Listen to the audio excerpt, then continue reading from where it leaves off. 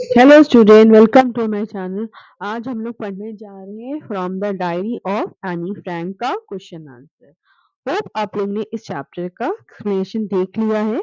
अगर नहीं देखा है मेरे चैनल में जाके आप इसका एक्सप्लेनेशन देख सकते हैं। Why does Anne want to keep a diary? Anne क्यों डायरी लिखना या रखना चाहती थी?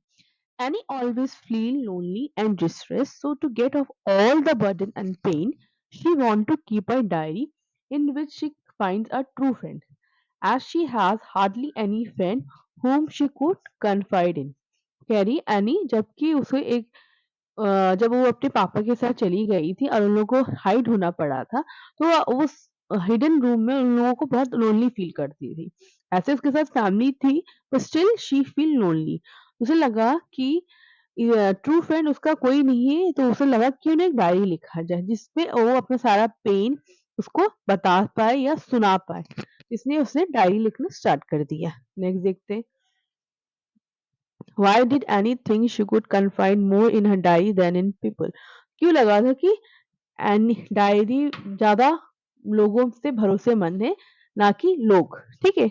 Any felt paper had more patience than people to listen to her plight. Plight मतलब होता है उदासी या बर्डन। तो लोगों में ज्यादा क्षमता हो, सॉरी डायरी में ज्यादा क्षमता होती है rather than लोगों से। So it was easier for her to write all kind of thought which she had in her mind. Her personal diary was not meant for anyone else to read. ठीक है, तो उसने सोचा है कि diary में ज़्यादा क्षमता होती है rather than लोगों से। तो उसने डायरी में अपने सारे थॉट जो उसके उस दिमाग में आते थे वो लिखती थी, और उसने एक पर्सनल डायरी बनाई, ना कि सबके लिए नहीं, अपने लिए, कि चाहे वो थॉट्स उस पे लिख सके। Why does Annie provide a brief sketch of her life? Annie ने क्यों अपने brief sketch life लिखा? By providing a brief sketch of her life, Annie wants to give an overview of her family, relative, and her age. This helps the reader to develop a connection with the author. उसने इसलिए लिखा diary में अपनी as और अपनी family और अपनी life के बारे में। उसे लगा कि कुछ लिखना सही है कि अगर इन फ्यूचर कोई इसको पढ़े तो उसको अच्छा लगेगा। This help the reader to develop a connection with an author. ठीक है। What tells about that Annie love her grandmother? Annie जिसकी ग्रैंड मदर थी, उनका हॉलैंड में क्या हुआ था, जब वो सेटल हुए थे उनकी डेथ हो गई थी। देखते क्या आंसर है। Annie lived with her grandmother for some time while her parents settle down in Holland. वो कुछ समय तक अपने ग्रैंडमदर के साथ थी जब उसके पेरेंट्स हॉलैंड चले गए थे। She was very close to her grandmother, she writes in her diary. No one know how often I think of her and still love her. उसने उसमें डायरी में लिखा था कि मैं तुम्हें आज भी याद करती हूँ and still love you. On her 13th birthday, by lighting up one candle for grandmother, she shows her love for her. ठीक है। जब उसको 13 बर्थडे था, उसने एक कैंडल अलग से जलाया था अपनी ग्रैंड मदर के लिए, और इससे समझ में आता है कि वो अपनी ग्रैंड मदर से बहुत ज्यादा प्यार करती है। Why was Mr. Kissing annoyed with Annie? What did he ask her to do? Mister Keesing जो कि एनी के टीचर थे, तो उससे क्यों गुस्सा रहते थे? ठीक है। व्हाट डिड उसने क्या बोला था एनी को? Mrs kissing was annoyed with any because she was very talkative. Any बहुत बात करती थी, इसलिए वो मिस्टर किसिंग उससे थोड़ा बहुत मतलब annoyed रहते थे। He punished her by giving her extra homework to write essay to keep her silence and the topic always related to her nature. उसने उनको पनिश किया कि तुम एक ऐसे लिख के लाओगी। वो उसके ऊपर ऐसे का टॉपिक था चैटर बॉक्स, कि जो कि उसके नेचर के साथ मैच करता था। Clear? How did Annie justify her being a chatter box in her essay? उसने एनी को जो ऐसे मिला था चैटर बॉक्स का, उसको उसने कैसे जस्टिफाई किया था? चलिए आंसर देखते हैं। Annie justified her being a chatterbox in her essay by explaining that it is due to her mother, who was always talkative and nobody could do anything about their inherited trait. कह रही है उसे एक inherit मतलब कहते हैं ना, खून में उसके टॉकेटिवनेस है। क्यों? क्योंकि उसकी माँ भी बहुत बात करती, जिसने वो इनहेरिट किया। जैसे माँ बाप के टाइटल्स हम लोग इनहेरिट करते हैं, पापा के टाइटल्स, तो उसने ऐसे इनहेरिट किया है। कहते हैं ना, ग्रैंड पेरेंट्स, फिर पेरेंट्स, उसी तरह उसने इनहेरिट किया। तो इसीलिए उसकी मदर भी बहुत बात करती थी, इसलिए एनी भी उसको जस्टिफाई करी कि क्योंकि उसने उसके खून में ही बात करना है। Clear? Do you think mister Keesing was a strict teacher? क्या आपको लगता है मिस्टर किसिंग बहुत स्ट्रिक्ट टीचर थे? No, mister Keesing was not a bad और strict teacher because the teacher did something for the welfare of his student. क्यों? जब उसको लगता था कि एनी बहुत बात करती है, तो इसको पढ़ाई उसको नहीं हो पा रहा है। Any teacher could be annoyed if children keep on talking in the class. ठीक है? Secondly, if he had been strict, he would not laugh at any funny arguments. ठीक है?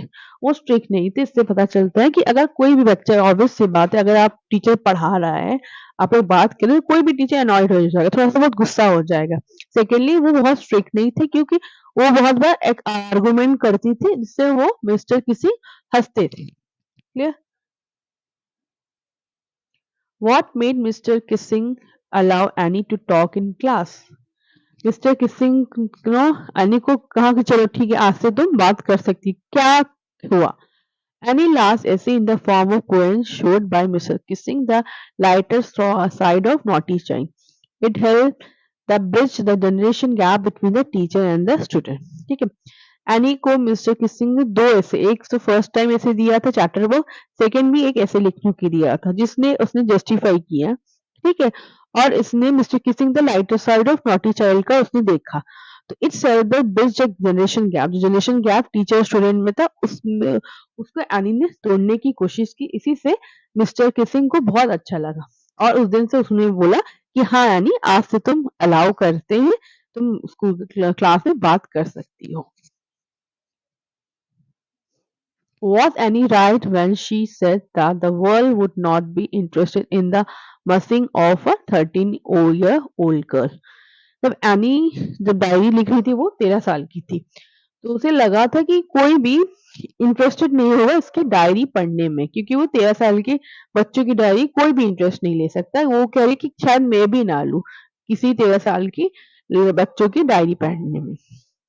Yes, Annie was right when she said so because most of the people don't want to give importance to a child perspective towards the world because there is no too immature for the world. तो लगा कि कोई भी 13 साल की बच्चों की perspective जो लिख रही है, थॉट्स लिख रही है, वो एक इमेच्योर थॉट्स है, तो लोग उसको मानेंगे नहीं, ठीक है? But Annie Frank was became one of the more discussed of all the holistic victim, ठीक है? Her diary has been translated into many languages और एनी की डायरी सबसे ज़्यादा पढ़ने वाली आज तक की डायरी है और उसको बहुत सारी लैंग्वेज में भी ट्रांसलेट किया गया है। Why does Annie need to give a brief sketch about her family? Does she treat Kitty as an insider or an outsider? क्यों स्केच उसने अपनी फैमिली के क्यों एक ब्रीफ स्केच या कैरेक्टरिस्टिक दिया है अपनी फैमिली के बारे में? Annie gave an introduction of her family in the diary because it was hard to make others realize that a 13 years old teenager could write about her loneliness. ठीक है? Kitty was an outsider which was gifted by her parents on her 13th birthday, but she considered it her best friend and treated it as an insider. ठीक है? तो मैं आता है वो अपनी फैमिली के बारे में इसलिए लिखा because it's hard to make other realize that the old 13-year-old teenager could write about her loneliness. वो इसीलिए अपनी फैमिली के पूरे स्केच अपने बारे में उसने एक स्केच लिखा, मतलब लाइंस लिखे। और किटी किटी जिसकी डायरी का नाम था किटी, वो एक आउटसाइडर था। क्यों? क्योंकि उसके पेरेंट्स उसको 13 बर्थडे में गिफ्ट किया था और वो एज़ अ इनसाइडर ट्रीट इसलिए करी क्योंकि वो उसका बेस्ट फ्रेंड बन गया था।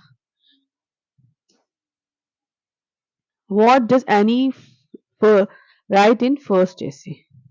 एनी ने क्या लिखा था फर्स्ट एसे में?